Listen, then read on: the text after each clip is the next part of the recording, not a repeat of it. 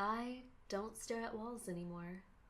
Or, more accurately, I no longer stare at walls frozen in place when I find myself with a small pocket of time to spend learning, frozen because there are 10 different things I want to pick up, and simply the thought of making a choice is overwhelming. Literal choice paralysis. I'm going to walk you through exactly how I show choice paralysis the door. So, if you're anything like me, you may have begun 2025 with a list of all the things you want to learn this year, swept up in the momentum and enthusiasm of a new beginning, only to find yourself 3 months in, having made barely any progress at all. Perhaps you want to learn how to organize your home to free up some of your time. Perhaps you want to hone your painting skills either for fun or eventually as a second career. Perhaps you want to explore AI tools to help you at work. Whatever your goals, you find yourself feeling frustrated at your lack of progress. Does that sound familiar? First, my friend, I want to reassure you, whatever has kept you from making the progress you hoped for is absolutely valid. Unforeseen circumstances that affect your mental or physical health, pressing responsibilities, being inaccurate in your estimation of how much time you actually have, shuffling through your goals without making real progress in any one, or avoiding progress entirely because you are overwhelmed by choices.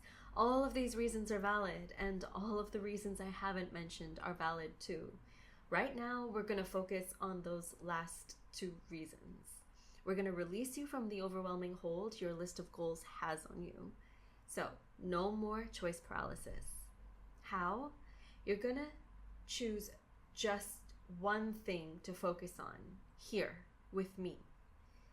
In order to do this, you must first give yourself permission to let go of all the things you will not select. This doesn't mean you will never do them. No, not at all. You may pick them up later, but right now, tell yourself that once you've made your decision, other choices are no longer allowed to enter your headspace. They are no longer allowed to demand your time, energy, and thoughts.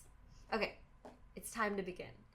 Feel free to follow step by step, tweaking where needed, and of course, taking from this only what resonates with you. What may work for me may not necessarily work for you. So, gather your tools of choice, pen and paper, or a text editor if you prefer going digital. I have also created a simple free template called Find Your Focus that aims to provide a minimalist base for this process. The template is available in Google Sheets, Excel, and PDF formats, and the links in the description. Now set the mood. Pour yourself your favorite beverage, grab a snack, cuddle with a pet or a plushie, wrap yourself in a warm blanket, or keep a fidget toy handy. The more comfortable you feel, the more honest and authentic your choices will be. And at the time of recording this, I have a little kitten in my lap. Are you ready? The first step in overcoming choice paralysis is to answer the question, who do I want to be? This is an important yet often overlooked step in goal setting. For without this knowledge, how can we make choices that bring us closer to who we want to become? Think of this vision of your ideal self as your personal North Star. It is your guide. It is your destination. Seneca said, if one does not know to which port one is sailing, no wind is favorable. We'd end up making choices that would have us steering in circles, or worse, taking us away from who we want to be. So, contemplate this ideal version of yourself in whatever manner you wish. Some find making vision boards helpful, while others find journaling useful. In my template, there's space for a simple list. Now, record the character traits you want to embody and the skills you want to learn. Do you want to be a highly sought-after public speaker? Do you want to be an expert on dinosaurs, spewing interesting stegosaurus facts at dinner parties? Do you want to be honest and humble, a person your friends can always rely on? It is important that you make this record external. Simply holding the vision in your mind may be a good initial activity, but thoughts are ever so fleeting, and you may not remember details later on.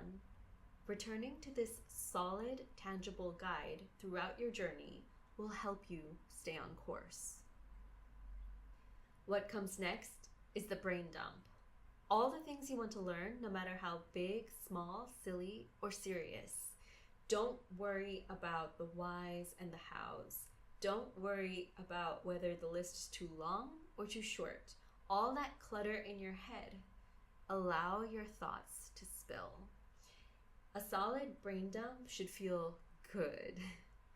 Once you have your list, once your brain sighs in relief from unloading all that it's been carrying, you're going to begin the process of eliminating choices by making 4 passes over the list.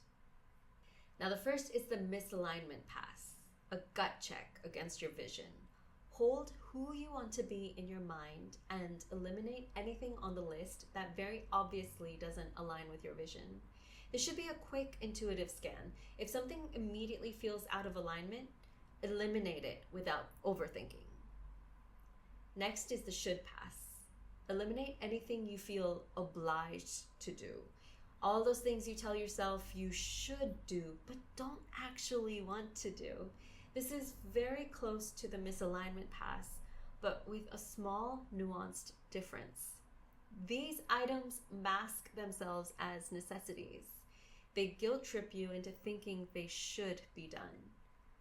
Most often, they stem from a sense of peer pressure.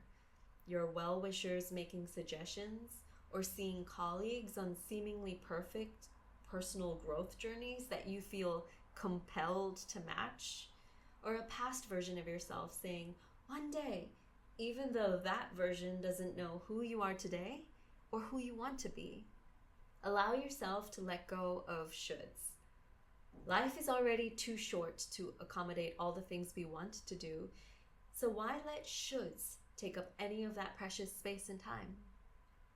Now it's time to get even more nuanced with the prioritizing pass. We're going to prioritize items by referencing a priority matrix based on productivity quadrants taught by Stephen Covey and Sarah Cannon. So this matrix has 4 quadrants defined by 2 factors. The first factor is alignment. The top row is for items that align with your vision. The bottom is for those that don't. The second factor is impact. The left column is for high short-term impact items. The right is for low short-term impact items. The 4 quadrants labeled from top left in clockwise order are important and urgent, important and not urgent, not important and not urgent, not important and urgent. Mark each item on your list according to these labels. But release the words important and urgent from their everyday meanings and only consider them in the context of alignment and impact. This subtle shift in perspective can help clarify what truly deserves your attention. And you may realize that certain items that seemed important and aligned with your vision are not. Once you've gone through your list and have labeled your items, remove those marked not important and not urgent. Just cross them off.